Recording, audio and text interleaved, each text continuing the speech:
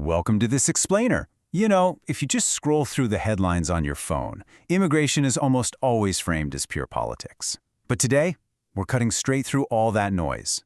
We are putting the politics completely aside to look at decades of rigorous empirical data and macroeconomic trends. Our objective here is pretty simple.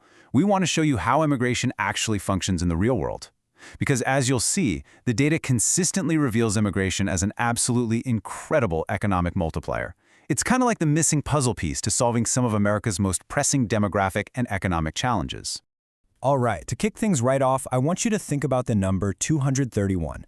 According to recent data from the American Immigration Council, 231 of the Fortune 500 companies in the year 2025 were founded either by immigrants or their children. That is nearly half of the largest, most powerful corporate economic engines in the United States.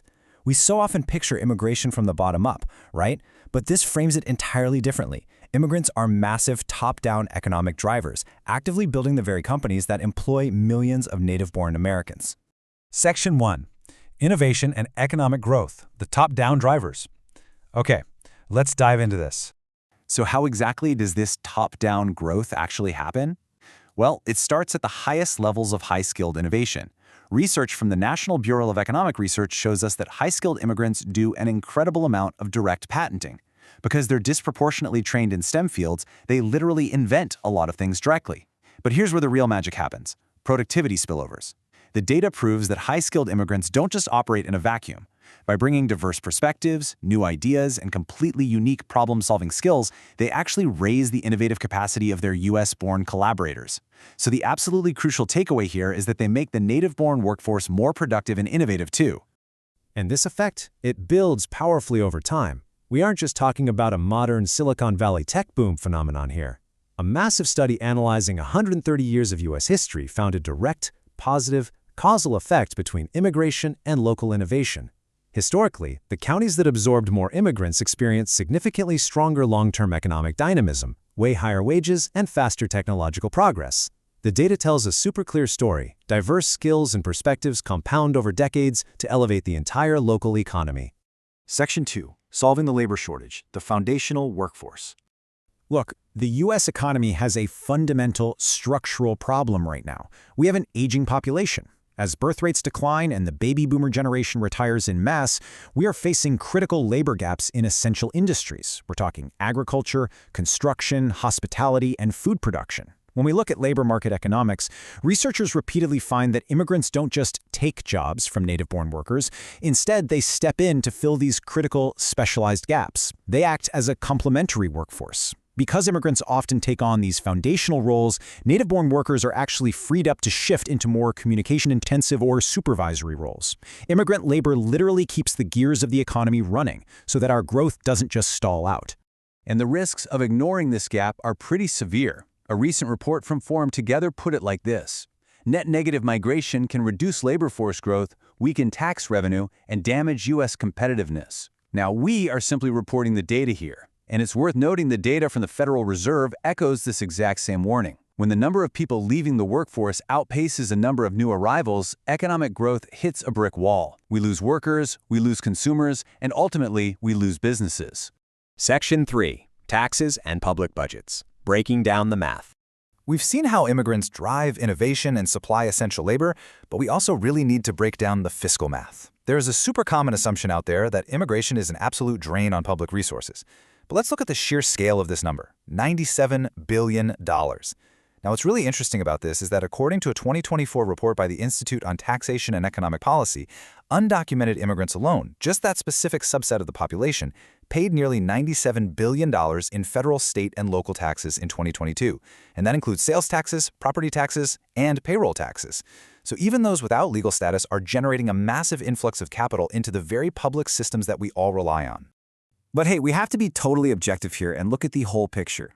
Yes, the initial costs of immigration, specifically things like schooling and emergency services, do fall heavily on state and local governments. That is a real documented strain. However, data from the National Academies of Sciences proves there is a massive long-term yes, but to this equation. Their data shows that the second generation, the children of immigrants, creates a long-term fiscal surplus that undeniably outweighs those initial local costs.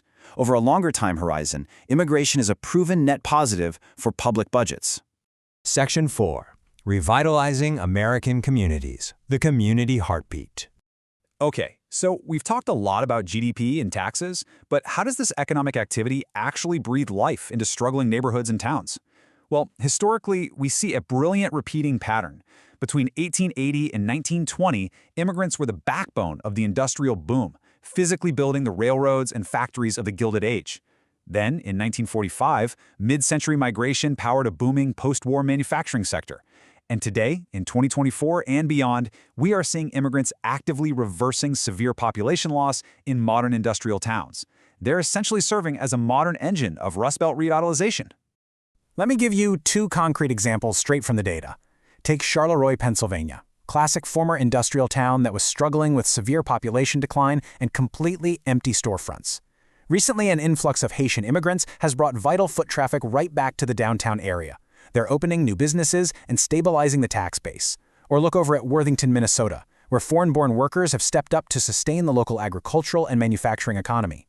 They aren't just working, they are renting apartments, buying groceries, paying local taxes, and literally keeping these rural communities financially viable. Section 5. Sustaining our healthcare system, the human infrastructure. Now, this brilliantly illustrates an impact that is highly personal and honestly increasingly urgent for every single one of us. As the U.S. population gets older, our elder care and healthcare systems are facing a massive demand shock. Data from KFF reveals an incredibly heavy reliance on immigrant caregivers to staff our home care, nursing homes, and direct long-term care facilities. Think about it. Without this segment of the workforce, our elder care system would entirely collapse under the weight of the retiring baby boomer generation. We simply do not have enough native-born workers willing or even able to take on these physically demanding, absolutely essential care roles. And the stakes literally couldn't be higher here. A recent NBER working paper explicitly states that immigration increases the supply of healthcare workers, which in turn actively improves older adult mortality.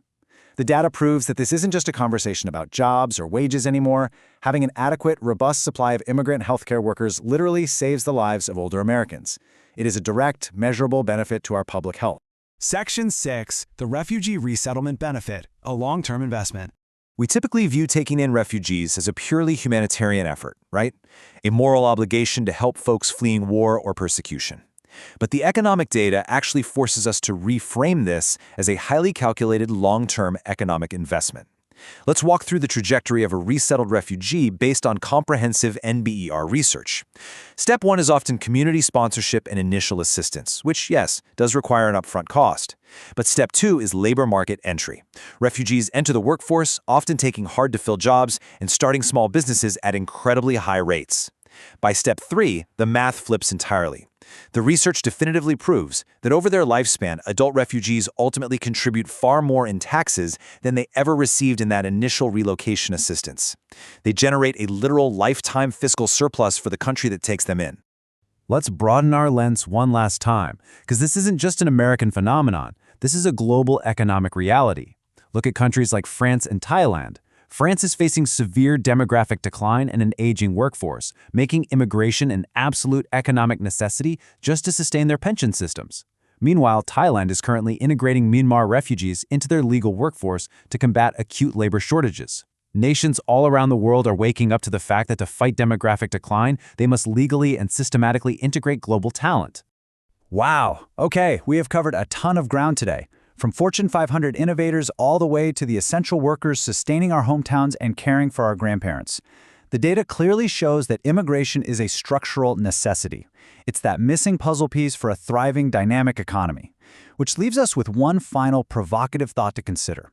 If economic growth absolutely relies on a growing workforce, can any nation afford to close its doors to global talent? Thank you so much for joining me on this explainer, and I definitely encourage you to keep exploring the research.